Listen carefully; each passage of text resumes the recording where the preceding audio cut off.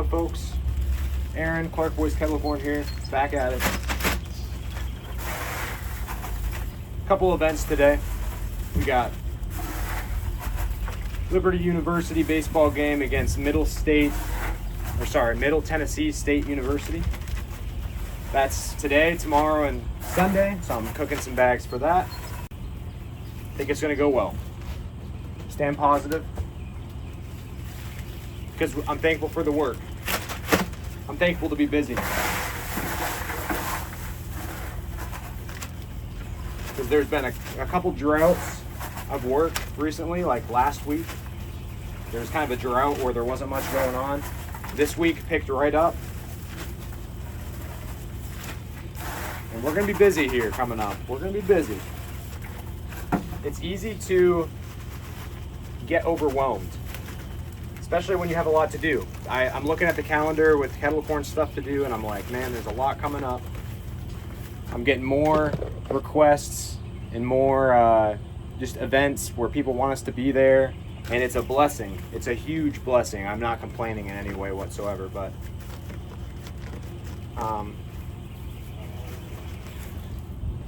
I was talking to my brother-in-law recently about it, and he kind of said something that I really resonate with right now. He said,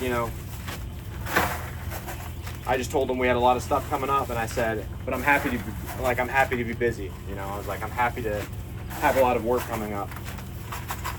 And he just said that's what it's all about. He said, we can pray all we want for God to bless us with more work and with more money and more business. But when he brings it, you got to be ready to work. You got to be ready to put in the work, and you can't start complaining that you have all this stuff to do. And it's easy to just say yes and be like, yeah, that's right, obviously, but we're human beings. So we can get scared, we can get fearful, we can think that we're going to fail. We can think that we're not going to be able to keep up with the workload. So I'm just trusting the Lord, and I've been praying for God to bless the business and make the business grow if that's his will, and if that's where he wants me. And the past couple days, that's what I've been seeing, is the business has been blessed, and I've gotten exactly what I was praying for. So now it's time to put the work in and be thankful, which I'm very thankful. I also got certified this past week as a food protection manager. So I had to take this class online and do a proctored online, proctored exam for it. And I had to do this to get this certification for food protection manager to be able to get the trailer certified as a mobile kitchen, and which I'm in the process of doing right now. So that's exciting. And yeah, I haven't taken a class in a while, so that was interesting. Just taking a course and studying and writing notes down. Felt like I was in school again. So, it's been since 2020 is when I finished my last college class, so it's been a while. But it was a nice little challenge, a nice little shake-up,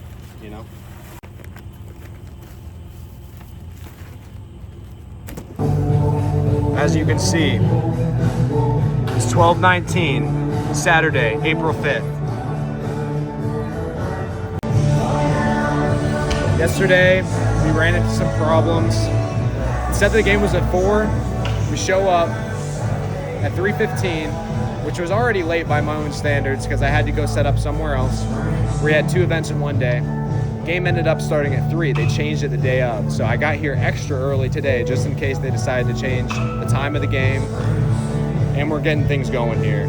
Yesterday, our sales could have been better, but we showed up late, so they were kind of meh. But the crowd was good. We're hoping for a good day today. Let's go.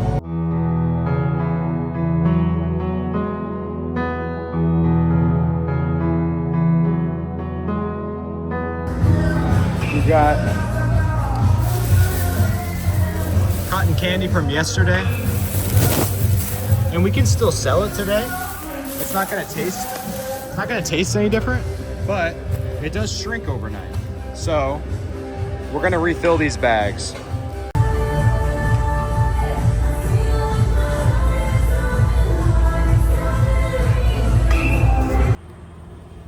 What?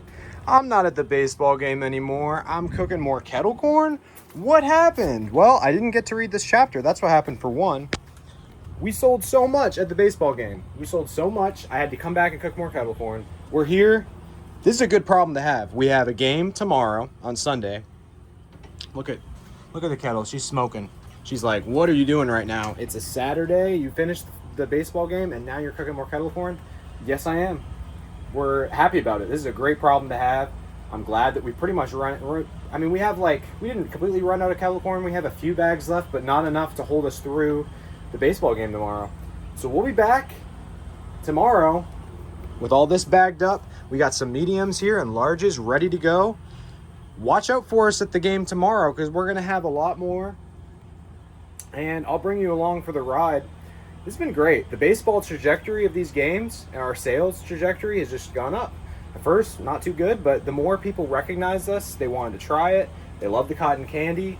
And we're starting to get a little fan base at the baseball games. Take me out to the ball game. Take me out to the crowd. Buy me some kettle corn and cotton candy. I don't care if I ever get back. I don't know if that's the lyrics after the actual part that's peanuts and Cracker Jacks. Yeah, I think that's it. I don't care if I ever come back. Yeah, I think that's it.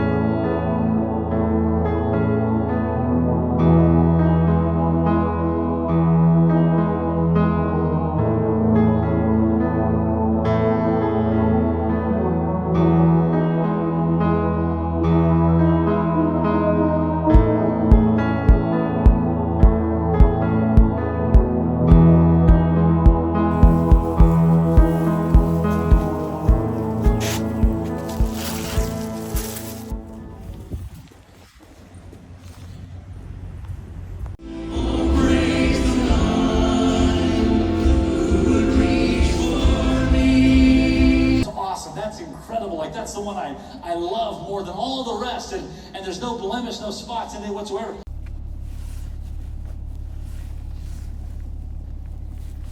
Out of church, got the hat back on. If you're not a churchgoer, it is not typical custom to wear a hat in church. It's not the proper etiquette. It's just how I grew up. So maybe you wear a hat when you go to church, maybe you don't, but I still don't do it out of the tradition. I don't know.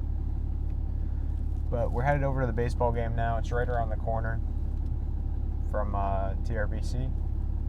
So we should be okay. It was a good sermon. It was on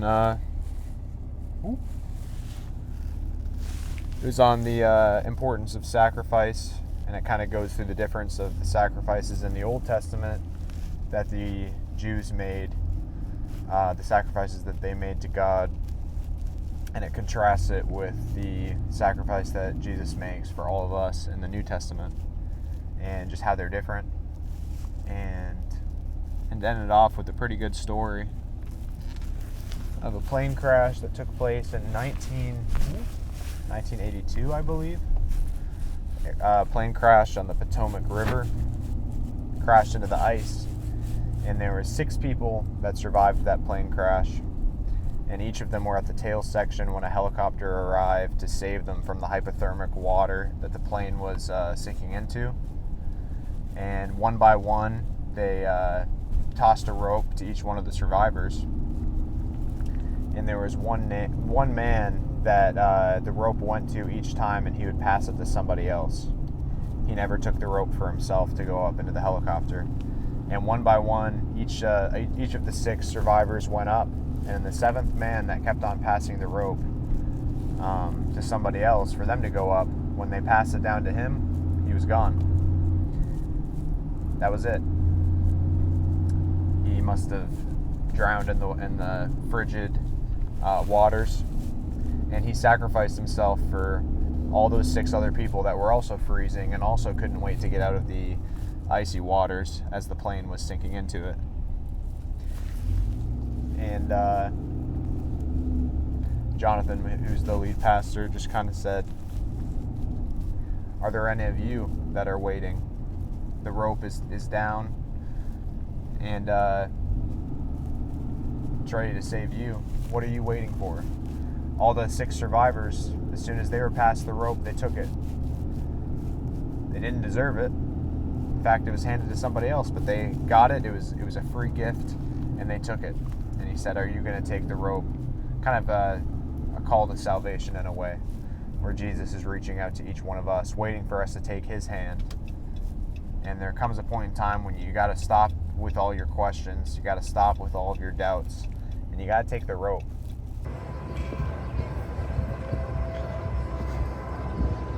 I can already hear the stadium playing Thunder by Imagine Dragons for the 80th time. Look, it was a good song, but you got to change up the playlist for these baseball games. I understand the walk-up songs got to be the same for the players, but everything else, you got to switch it up for the rest of us. Holy cow.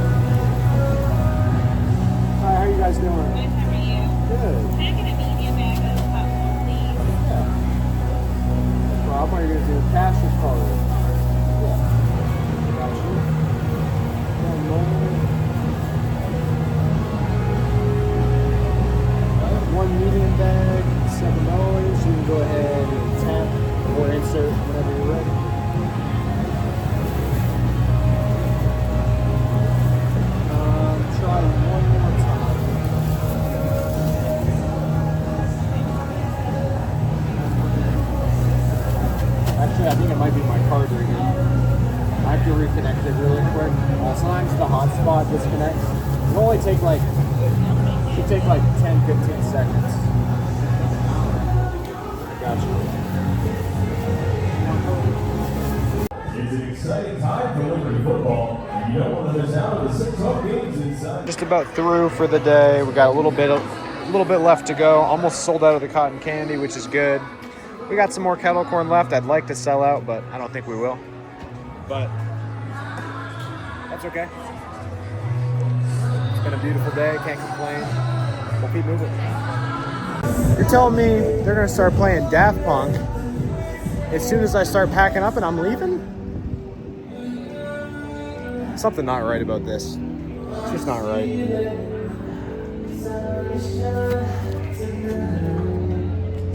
All right, we're out. We're out. Last game of the weekend. We did all right. We're moving, you know. Liberty won, so that's always good. And I'm bringing home probably more kettle corn than I ever have. So I cooked too much. Usually I'm pretty good at guessing how much I'm going to need for these games. Or at least I've been good at it, but not for today. Not for today. So it's okay. We got to roll with it. We got to find our footing as we go and try to gauge the crowd, how many people is going to be there, what the attendance is going to be. It's hard to do depending on the weather, depending on the time, depending on the team. There's a lot of different factors, but it's all right. We're still moving. And how should I wrap up the video? I'm going to wrap up the video with one of my favorite quotes from Gandalf from Lord of the Rings. I just finished the chapter in the Two Towers where Gandalf goes to, I think the chapter is called The King of the Golden Hall, and it's where Gandalf and Gimli and Legolas go to Rohan basically and try to save Theoden in the state that he's in. He's under all of his basically all of his wise counselors have been discarded, such as Éomer. I think it's Éomer. He's been banished, and basically, Theoden needs to be saved from from Grima Wormtongue, who has been speaking lies into his ears and trying to keep him out of the conflict with Saruman. And Gandalf is trying to save Theoden, who is he's in like this state of limbo where he's just not doing anything, and he's sitting in his dark halls of his it's not his castle, but it's the hall that he lives in, the halls of the Golden Hall. He's hanging out in the Golden Hall and in his chambers, and he's eating and drinking, and he's kind of just not Theoden, he's getting into those older years, into his elder years, I guess you could say, and he's slowly fading away. And he's not being the strong king that he once was. He's not leading with courage and seeking out areas where he can be helpful in Middle-earth. He's just wasting away in his halls under the horrible advice and lies from Grima Wormtongue, which is an advisor sent to him by Saruman to distract him and to confuse him and to basically keep him sedentary. So Gandalf's trying to speak to Theoden, to encourage him, to tell him of the wars that Rohan needs to participate in, to help with. And Grima Wormtongue, which is this advisor who is almost like a demon in a way, speaking in his ear, whispering lies into his ear, into Theoden, King Theoden's ear all the time. He comes out and he's like, "Why are you troubling the king with the news of war? Why are you're a warmonger just trying to waste away the men of this the men of Rohan and your useless wars, and why are you troubling this king with all of these problems on an already troubled mind?" And Gandalf says this, my favorite quote of Gandalf's, I think. Well, I don't know if it's my favorite quote, but definitely from the Two Towers. He says, "Keep your forked tongue behind your teeth." Keep your forked tongue behind your teeth. I think that just sticks with you, and that's in the movies too. I remembered that it was in the movies, and I was wondering if it was going to be in the book. Sure enough, Tolkien jotted that down in the book.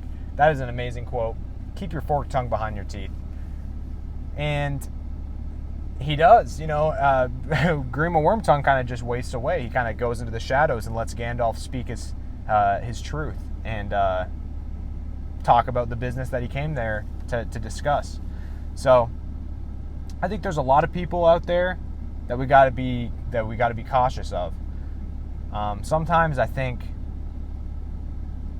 we can be too nice to people who don't deserve our kindness. And that might sound like it's not a Christian thing to say. You could say, well, if you call yourself a Christian, you need to be kind and nice to everybody.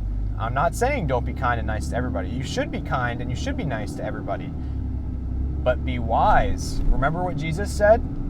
Remember what Jesus said to his disciples? He said, you must be wise as serpents and as harmless as doves.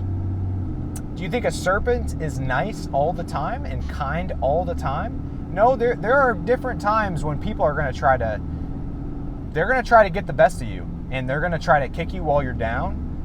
And that's not a time for being nice. That's a time to be as wise as a serpent and know when you need to strike. Now, that's not a call to arms. That's not a call to violence, because Jesus also talks about turning the other cheek. But that's just a phrase that you don't hear of Jesus is thrown around with all of his other teachings. You don't hear the verse where he's quoted as saying, be as wise as serpents, but as harmless as doves. And I think the harmless as doves part means like, assume the best in people. Don't be calloused and don't be cynical that every single person is just out to get you and nobody has your best interest in mind and everybody doesn't, everyone is looking out for themselves. For some people that is true, but we can't let those people leaven the whole lump, if you know what I mean. We got to look at every single person as they're flawed and God loves them, therefore I love them too. Be as harmless as doves. Look out. This is the Aaron translation. I don't know if that's there might be better people that have commentaries on that saying of Jesus's, but that's how I interpreted it when I read it. Be harmless as doves. When you encounter people, be kind to them. Help them if they need it.